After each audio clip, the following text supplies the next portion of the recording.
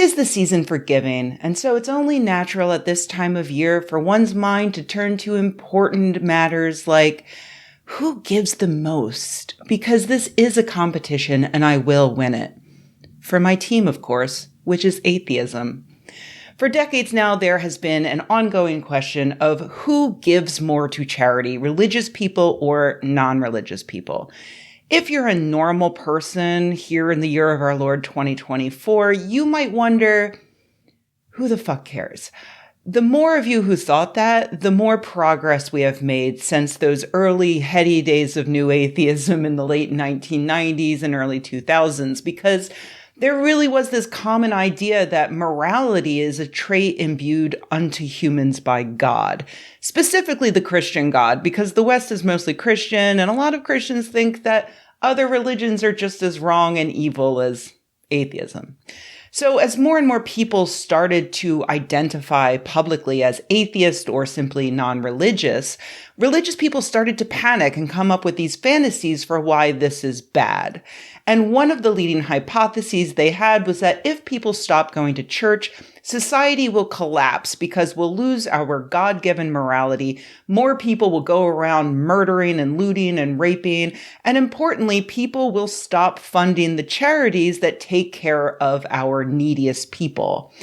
Oh, and, cats and dogs living together, mass hysteria, etc. And so researchers started looking into it and have kept looking into it to this very day, when all we non-religious folk can take a big sigh of relief at the latest paper in Cambridge University Press. Who is generous and to whom? Generosity among Christians, Muslims, and atheists in the USA, Sweden, Egypt, and Lebanon. The paper encompasses 3 studies involving more than 1,700 people across those 4 countries, and at the end, they found no difference between the amount of money given to charity between atheists and religious people. End of video. Okay, just kidding. That's not exactly what they found, though that is the finding that was highlighted in the press release on Eureka Alert. Religious people are not more generous, with one exception. The one exception is actually pretty important. They found that religious people gave more to others when they knew the religion of the person they were giving money to. Christians gave more money to Christians, Muslims gave more money to Muslims, and atheists did give more money to atheists, but far less than the religious groups did. Which means that in a real life context where you do generally know information like the religion of the person or the charity you're giving to, yeah, religious people probably do give more money to charity. Oh, but that's, when I said in real life, that's the other important detail about these studies. This was not real life. In these studies, subjects played a variation on the dictator game. A subject was informed that they would have a hypothetical pot of money totaling about $10. And they had to allocate that money to themselves and 3 other players who they would receive a little bit of information about each round. They had to give at least $1 to each of the other participants, but they could keep the rest. They played several rounds, and in only one of the rounds, they were informed about the religious beliefs of the other players. Already, you might see a slight issue here. The money wasn't real. The subjects were told to act like it's real, but there's no telling how much mental effort they actually put into that. There's no telling whether all the subjects would choose to keep as much of the money as they were able to if it actually existed.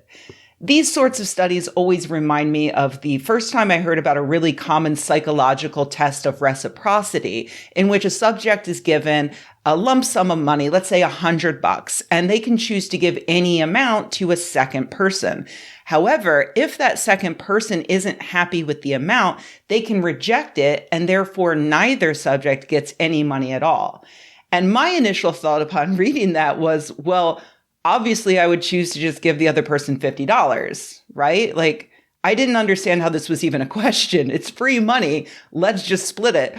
And then I read the studies and I realized that subjects played it like a game where the object is to get as much money as possible.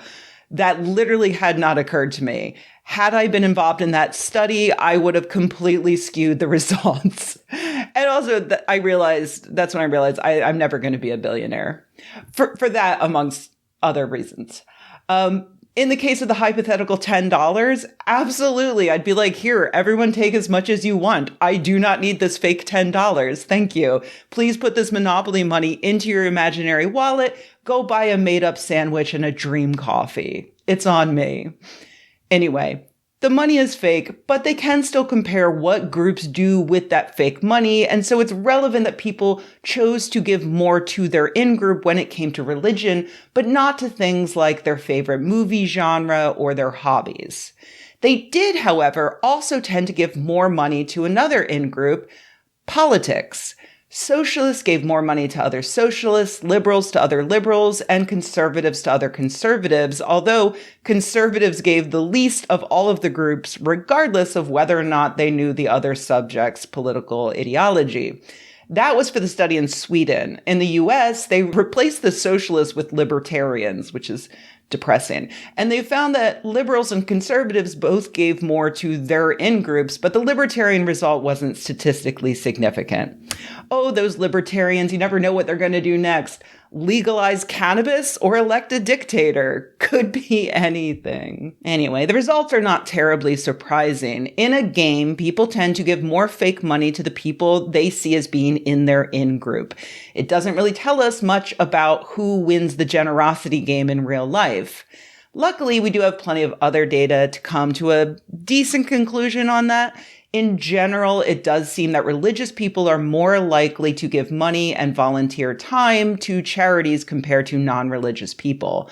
Just to give one example, a massive Pew Research survey found in 2016 that highly religious people, which makes up about 30% of the US population, were much, much more likely to volunteer and donate money or goods to the poor compared to others. A 2017 report from Giving USA similarly found that religious people were more likely to give to both religious and to secular charities. Here's the rub, though. Those secular charities included organizations like the Salvation Army, which is, to put it mildly, very Christian coded. If you're wondering whether or not it's worth throwing your change into those ubiquitous red buckets this holiday season, check out this video I made about them back in, dear Lord, 2013? Anyway, it's still relevant, but the TLDW, they're a bunch of homophobic freaks who probably don't deserve your money. There are better places to put it. And that's kind of the important takeaway here. Both religious and non-religious people need to stop putting so much stock in who is giving more money to private charities, because it doesn't actually tell us anything about morality or the potential collapse of civilization if everybody were to turn non-religious. I really don't see the point of focusing on religion at all, as this most recent study did, when political affiliation is right there. This recent study suggested that conservatives are stingy motherfuckers, and that's extremely relevant because those same conservatives are the ones who are trying to destroy governmental safety nets for our most at-risk friends and family. And they do it while insisting that private charities will pick up the slack.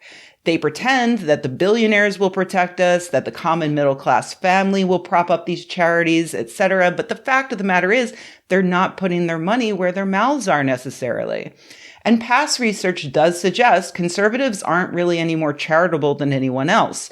For instance, in 2013, researchers found that once you control for that greater religious giving to religious causes, conservatives don't give any more to charity than anyone else, a finding underscored in a follow-up 2021 meta-analysis. The simple fact is that non-religious people are way more likely to be left-wing, and generally that means they agree with policies like single-payer healthcare, welfare, social security, and other social nets that do a far better job of lifting up the poor, the sick, the elderly, the unhoused than any private charity ever could do. Do I give to charities? Of course. Every time I mention a worthy nonprofit in one of these videos, you can be sure I've given them my money. But I also advocate for my taxes to be put towards helping others. I vote for policies and representatives who will tax me more and then use that money for charity as opposed to bombs. But hey, at the end of the day, we all have our own idea of what morality means. Regardless of what any of this research shows, I hope that you take some time this season to think deeply about how you can go out and help someone else, whether that means giving money, volunteering, or even just checking in on somebody who you think could use a friend. You don't need religion to do any of that.